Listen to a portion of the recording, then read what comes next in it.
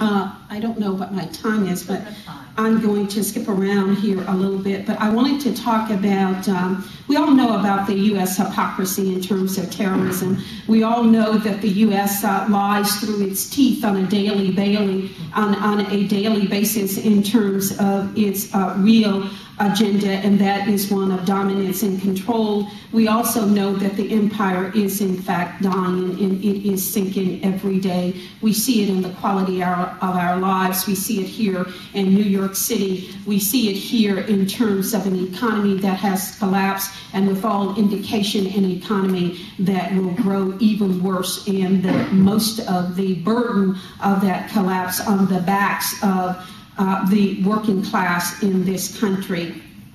We all know that the U.S. lies, as it lied about the civilian targeted in Fallujah, the 500, 1,000, and 2,000 pound bombs that exploded with radiation was meant to cause massive civilian casualties, as is Israel's policy that it has continued throughout its occupation. The Israelis have long embraced the theory of collective punishment through terrorism to split and destroy any on-the-ground resistance, to establish its undisputed control and might through fear that will demoralize the civilian population and any organized resistance, to send a message to other players locally and throughout the region that it is a military might to be dealt with, and to garner political capital domestically for its hardline political posturing. I want to talk a little bit about the second intifada. Sorry, I'm just getting a little excited here because that happened in 2000. I'll tell you why. Because I was doing a little bit of research, and how many of us know that 850,000 to 1.3 billion bullets were used in that assault against the West Bank and Gaza? That's quite a bit. I want to talk a little bit about something I hope we can talk about, and that is the decision of the Obama administration to boycott the UN Conference on Racism that came out of Durban. And as we know, from April 20th through the 24th, is something wrong? No. As we know, from April 20th through the 24th of 2009, there will be the World Conference Against Racism, Racial Discrimination, Xenophobia, and Related Intolerancy that happened in Durban in South Africa in 2001. We do have the Geneva Conference that's coming up. I understand that the U.S. had decided, under the Barack Obama administration, had decided that they would not send delegations to the preparatory meetings in preparation for the Geneva Conference. But they are now reconsidering, in that the U.S. in fact will reverse the Bush administration policy that in fact the U.S. would attend the April 20th through 24th conference. And this is according to the State Department. And they have issued a number of quotes, the most notable being that one of the goals of their attendance at the conference is to address the hateful language supposedly contained in the document.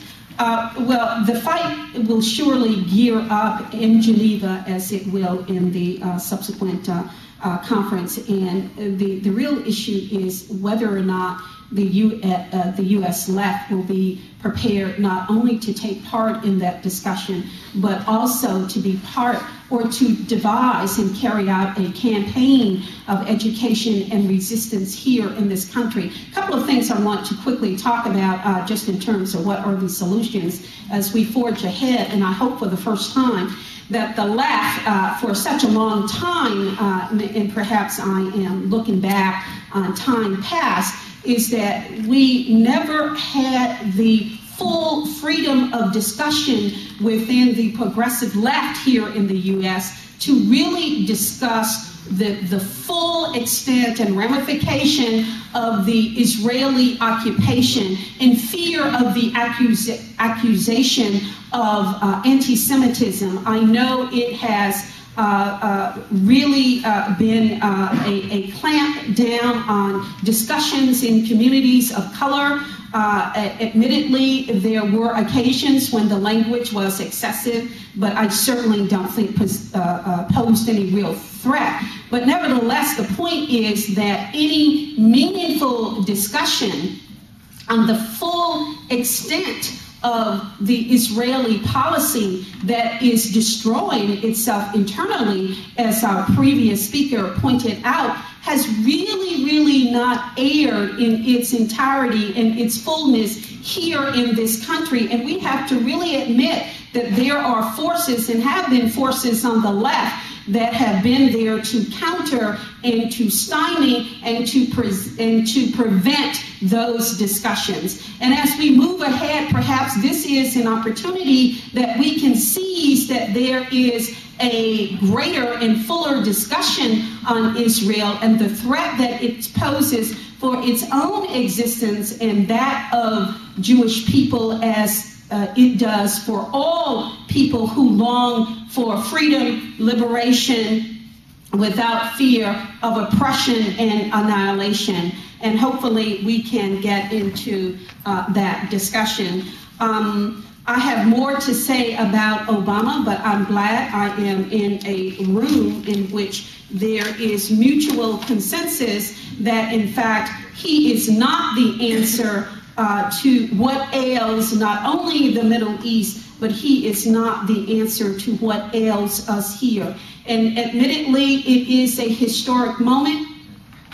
What it does for the American psychic in terms of race relations, to see a black man and his black family in the White House is something that we cannot measure now. It is certainly something that I will not discount in terms of its significance of this country coming to face with its legacy of that strange fruit that Billie Holiday sang, the strange fruits of those black bodies swinging in the breeze in the South. And metaphorically, we can compare that to the strange fruits of Israel and those children, men and women who have died under their murderous assaults. Thank you.